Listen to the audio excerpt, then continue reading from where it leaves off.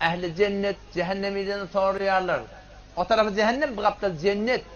Cennet bilen cehennem anla perde koyuptur. On kılgını bu tarafa geçenek, mıngımatta bir geçenek. Arada perde var, hala vatta bir gurunda soruyorlar cehennemine bile. Fi cenneti yetesâelûn. Ehli cennet cennetlerde soruyorlar cehennemilerden. Ne mi soruyorlar? Mâ selekakum fî sekallâb. Lavurda yanıp durmadı. Ne mi cehennemi yolunlar? Ne mi cehennemi yolunlar? Kâlû. Avval katiyen ki bu kadar. Kâlû. Lem nekum minel musallîn. Namaz okuyun ya. Namaz diyor.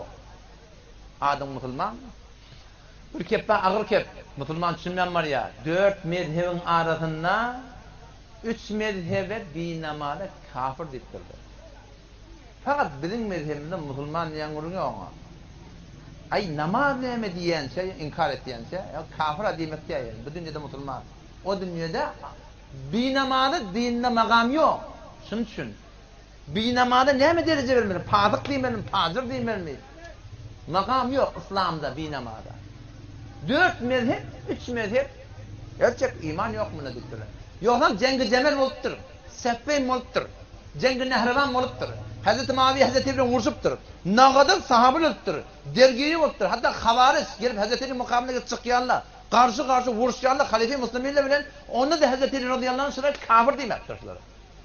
Şu namaz hem de cahil var. Ama sahabalar bir namaz hav kenarı. Allah'tan korkuydu.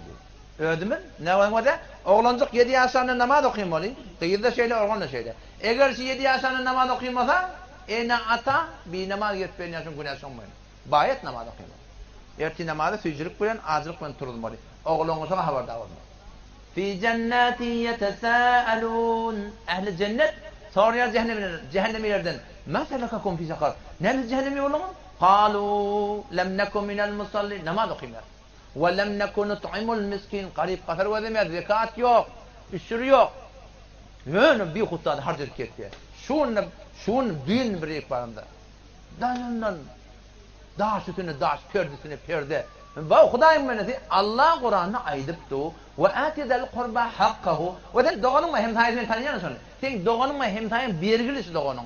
O bir doğanın mı ön çıkarmayan etmiyor. Sen bir hut harcadık etti. Üstüne. Daş üstüne daş, perdeden bir yakçalığı etmeli, dekorasyonu etmeli, falanı etmeli, bir hut harcet. Ve atidel kurba hakka, ver yakın kardeşin hakkını ver diye Allah.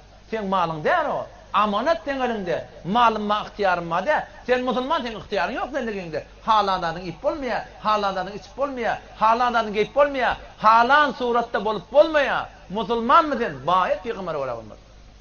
Takkalında görün oraya, takkal. Takkal koymaklık sünnet tiptir. Peygamberin aydan etmek sünnet mi yapardı mı? Peygamberin aydan etmek sünnet mi? Ve ati'ullah ve ati'ur Resul. Peygamberin aydan etmek farz mı? Peygamber takkal koyduktur da. Takkal koymak farz. Hükmü sünnet yani. Peygamberin aydan etmek farz değil mi? O hükmü sünnetten sahip olduğuna bir inkar edemenin ona falan hüküm vermeye. Peygamber'e mecbursun ihtiyarın yok. La ikraha fid din. Dinde mecburçuluk yok. Dini kabul edecek. Mecbur derken kalbi Müslüman bulmalıyan yok. Hiç kimin ecbar bile Müslüman etmeptirler. Müslüman bolacak, bolmasan bolmak ihtiyarın.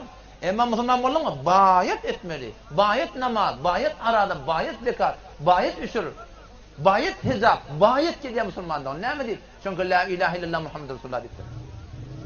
Ve atidel kurba hakkahu vel miskin ve ibnes sebil ve la tubezzir tebzira. İsraf etme diye malın ma ihtiyarında. İsraf eden ne mi? İsraf diyenler ne mi? Bir kuda harcı diyenin malın. Allah etti innel mubazzirin kanu ihvanen şeytan. Şeytanın doğanı sen diye. Malın bir kuda harcı diyen. Barın mı? Kavma şeyin ol. Oğlan sana kavla başlıyor gör. Tamam sistem bu. Bundan dokun ondan çıktı ne? Haber zendigine derdi diyen ne verir? Ama şu kun zendigiyle şun Türkmen bir kuda harcı edip bir yetirmen piyasa. Barın mı kav kulere ver. Oğlan sana hem tayana da ver. Ama şu bir kuda harçlı var bir kuda harçlı. Yetin gerek ki. Ya sayça yarmına peyda yok vallahi ya. Şu bizim zendigimiz kıyın oldu Allah. Yok tam 30 yaşımda o şimdi mat bağladım yani.